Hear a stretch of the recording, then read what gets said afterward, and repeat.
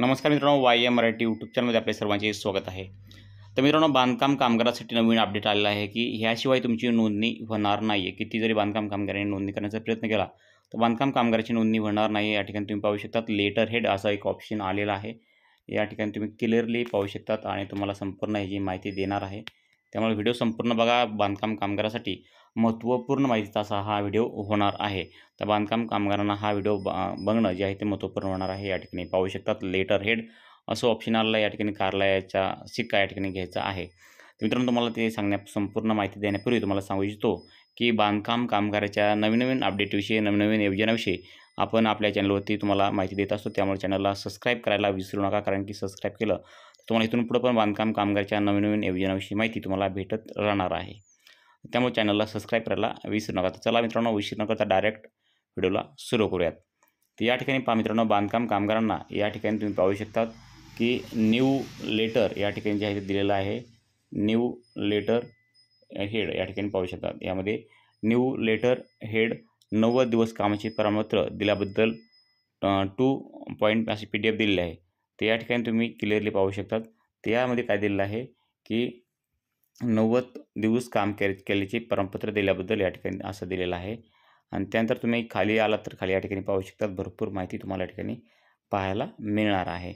तर या ठिकाणी पहा, वरील विषय या ठिकाणी तुम्हाला काय म्हणतात. या ठिकाणी पहा की वरील विषय अनुसरण सदर करण्यात येते की सोबतच्या यादीतील सर्व कामगार ह्या गावाचे रहिवासी असून ते सर्व बांधकाम कामगार असल्याची खात्री करून त्यांना या कार्यालयात मार्फत 90 दिवस काम केल्याचे प्रमाणपत्र निर्गमित करण्यात आले आहे.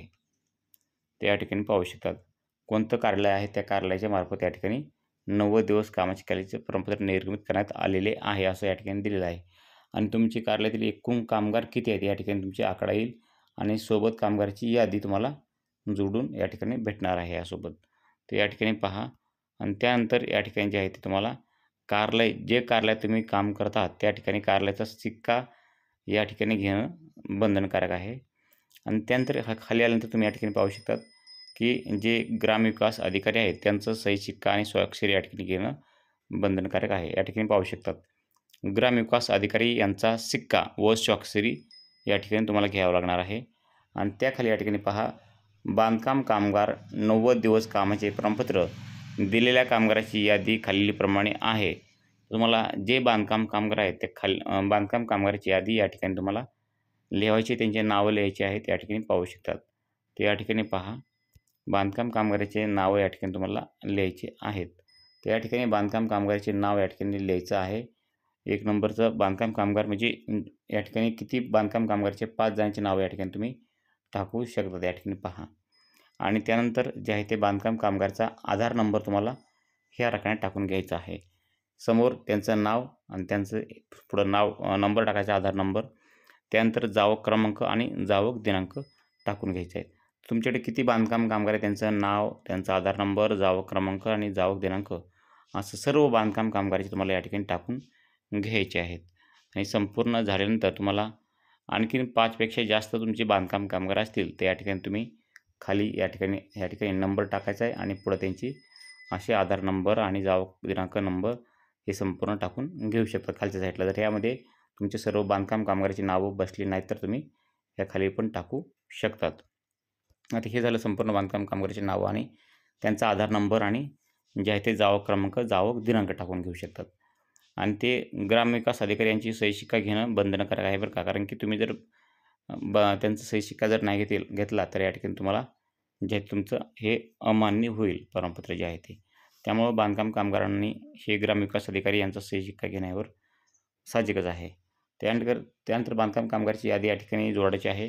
आणि बांधकाम कामगार 90 दिवस काम केल्याचे प्रमाणपत्र दिलेल्या बांधकाम कामगाराची यादी ही तुमची तयार झालेली आहे. आता संपूर्ण माहिती तुम्हाला ही माहिती झाली असेल की लेटर हेड कसं आहे, काय आहे. तर बांधकाम कामगाराचं लेटर हेड असं असणार आहे. आता बांधकाम कामगारांना या ठिकाणी कार्यालयाचा शिक्का या ठिकाणी घेणं गरजेचं असणार आहे. संपूर्ण माहिती पण या ठिकाणी तुम्हाला भेटणार आहे बांधकाम कामगारांना.